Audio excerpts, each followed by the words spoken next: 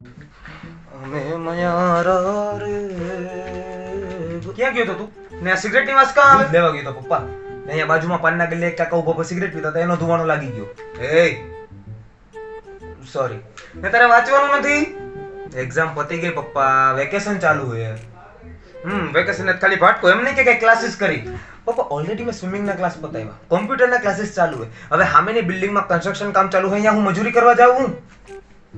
તારે આવી રીતે વાત કરવાની મારી હારે? સોરી પપ્પા. તો છાપામાં ખબર હોય છે કે નહીં કે દીકરો બાપા હારે ગમે તેમ વર્તન કરતો તો બાપાએ ઢોર માર માર્યો ને હોસ્ટેલમાં મોકલો? આવી ખબર આવી છાપામાં? કઈ જગ્યાએ? પેલા પાને જો. હા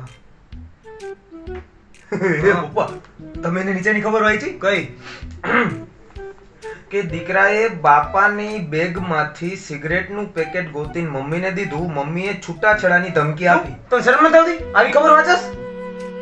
અરે પપ્પા પણ આમાં આવું આવે એમાં હું શું કરું? હા તે પેલા તો છાપું ખા કર.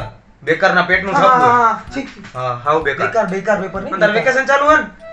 હા વેકેશન. એક કામ કર, તું જા તું પિક્ચર જોવા જા. જા મારે પિક્ચર જોવા નથી જવું. એટલે તને કીધું ને આ તાર બાપનો ઓર્ડર છે, જા પિક્ચર જોવા જા. હું જાઉં છું. અને આ પર સોરી કહેતો જા. સોરી.